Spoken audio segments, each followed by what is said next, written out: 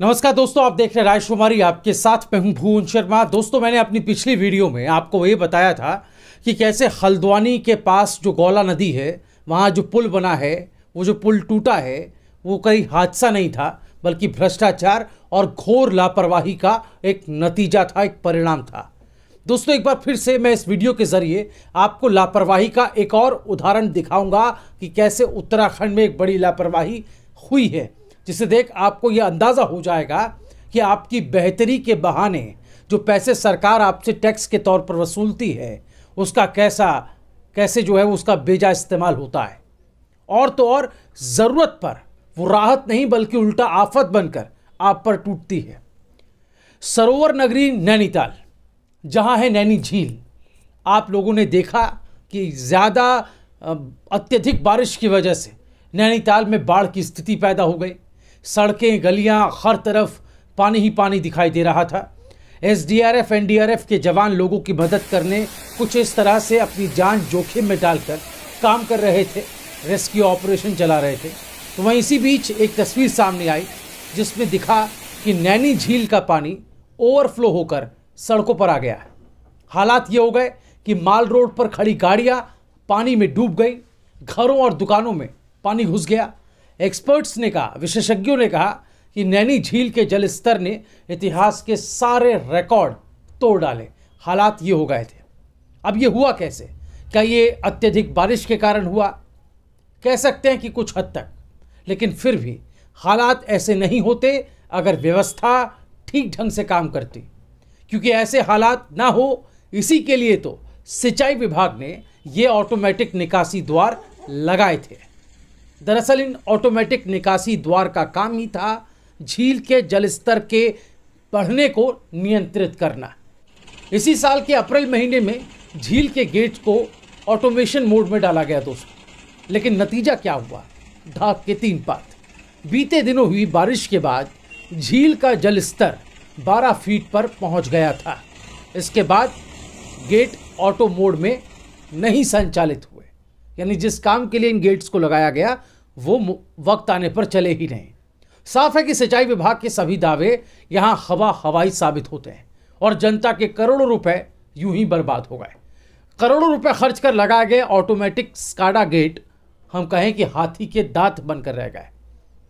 ये थी लापरवाही नंबर 1। अब आपको दूसरी लापरवाही के बारे में मैं बताता हूं दोस्तों, जिससे नैनी झील का पानी ओवरफ्लो होकर सड़कों पर आ गया। वो दूसरी लापरवाही क्या है?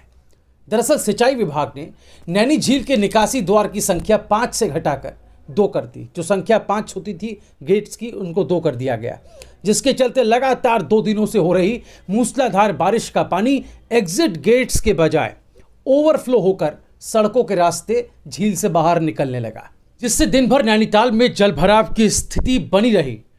दोस्तों, आपने अक्सर अपने माँ बाप या उनकी उम्र के लोगों को ज़रूर ये कहते सुना होगा कि अंग्रेज़ों ने भले ही भारत पर बहुत ज़्यादा अत्याचार किए, बहुत जुल्म किए, लेकिन उनके बनाई गई और उनकी स्थापित की गई व्यवस्था, उनकी तकनीक और उनके तरीके काफ़ी कुशल और कारगर साबित हुए। ऐसा इसलिए क्योंकि सरकारी काम में भ्रष्टाचार ना के बराबर हुआ और इसीलिए वर्क एफिशिएंसी अंग्रेज़ों की आज के मुकाबले काफ़ी बेहतर और अच्छी होती थी। बस नैनी झील के इस मामले को भी आप ऐसे ही समझिए। दोस्तों, दरअसल ब्रिटिश शासकों ने नैनी झील से पानी की निकासी के लिए 5 द्वार बनाए थे, 5 गेट्स बनाए थे, जिससे झील पर दबाव न पड़े, ज़रूरत पड़ने पर इन गेटों को खोला जा सके। अंग्रेज़ी दौर में तल्लीताल में झील के सिरे पर गेट लगाकर झील के पानी को नियंत्रित करने का प्रबंध हुआ था। इसे स्थानीय तौर पर डांट कहा जाता है। दोस्तों, गेट कब खोले जाएंगे इसका बाकायदा एक कैलेंडर भी बना, जिसका आज भी पालन किया जाता है, उस रूटीन को फॉलो किया जाता है। इस कैलेंडर के मुताबिक जून में 7.5 फीट, जुलाई में 8.5 फीट, सितंबर में 11 फीट और अक्टूबर तक 12 फीट जलस्तर होने पर ही गेट को खोला जाता है। नैनी झील के गेट खोलते हैं तो उससे झील की एक तरह से हम कहें कि फ्लशिंग हो जाती है। यह हम सबको पता है दोस्तों कि नैनीताल में मानसून में भारी बारिश होती है। 1880 के जल प्रलय के बाद जल निकासी के लिए झील के जो निचले भाग में अंग्रेज इंजीनियरों ने मजबूत जल फाटक या कहें डांठ लगाए थे जो 1.5 सदी तक जल जमाव से शहर को बचाते रहे। लेकिन 80 के दशक में पुनर्निर्माण कर नैनीताल में डांठ के ऊपर बस अड्डा बना दिया गया। नीचे नाले की जगह पाइप डाल दी गई जो जल की सामयिक निकासी में ध्वस्त हो गए, फेल हुए। परिणाम हम सबके सामने प्रलय के रूप में आया। इसलिए आज जो हालात बने दोस्तों, ऐसे हालात शायद ही कभी बने हों। लेकिन सिंचाई विभाग द्वारा इन गेट्स की संख्या को घटाकर 2 करना वाकई एक बड़ी लापरवाही नहीं तो और क्या है, आप हमें कमेंट में ज़रूर बताएं। अब इसके कारण झील में पानी की मात्रा बढ़ने की स्थिति जो है वो भयावह हो गई। कुमाऊं में centre of advance study in geology विभाग के भूवैज्ञानिक हैं प्रोफेसर बहादुर सिंह कोटलिया। ये कहते हैं कि ब्रिटिश इंजीनियर्स ने बलिया नाले की तरफ झील के पानी निकासी वाले कुल 5 गेट बनाए थे। इन सभी गेट्स को मैनुअल रखा गया था, लेकिन अब इनकी संख्या 2 कर दी गई है। प्रोफेसर बहादुर सिंह कोटलिया ने आगे बताया कि इस बार 600 मिलीमीटर बरसात हुई।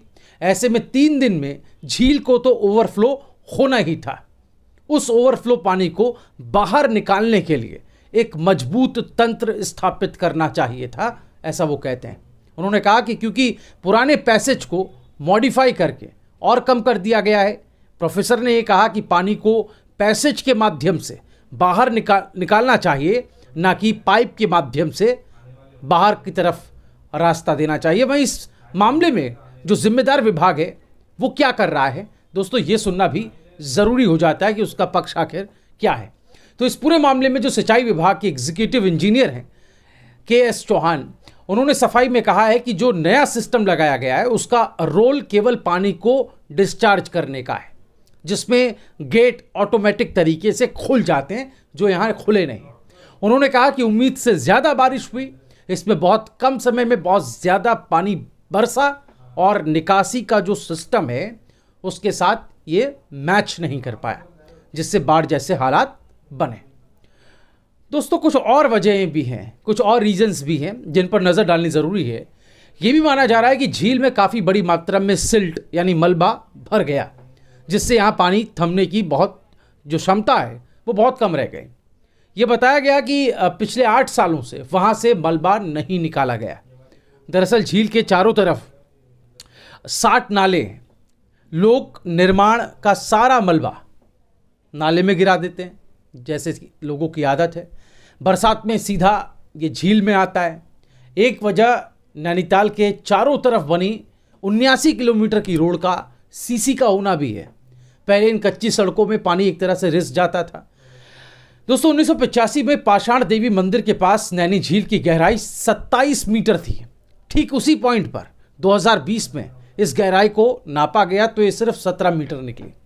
वैज्ञानिकों ने अपनी राय दी है कि आने वाले समय में झील से पानी निकासी के लिए गेट्स की संख्या को बढ़ाना चाहिए, जो कि अभी सिर्फ 2 है। दोस्तों इस वीडियो को देखने के बाद आपकी राय क्या है, आप हमें कमेंट में ज़रूर लिखें। इस वीडियो में दी गई जानकारी अगर आपको सही लगती हो, पसंद आई हो, तो आप इस वीडियो को ज़्यादा से ज़्यादा शेयर करें। नीचे आपको थैंक्स बटन आपको दिखाई दे रहा होगा शेयर के बगल में, आप उस पर क्लिक कर हमें आर्थिक सहयोग भी दे सकते हैं, ताकि हम पब्लिक से जुड़े मुद्दों को, जन सरोकार से जुड़े मुद्दों पर अपना काम यूं ही जारी रख सकें। और आखिर में अगर अब तक आपने हमारे चैनल राजकुमारी को सब्सक्राइब नहीं किया दोस्तों, तो आपसे यह अपील है, ये गुजारिश है कि अभी से सब्सक्राइब करके पास में जो बेल आइकन का बटन आपको दिख रहा है उसको भी दबा दें, ताकि वक्त वक्त पर हमारे वीडियोज़ की जानकारी आपको मिल सके। नमस्कार।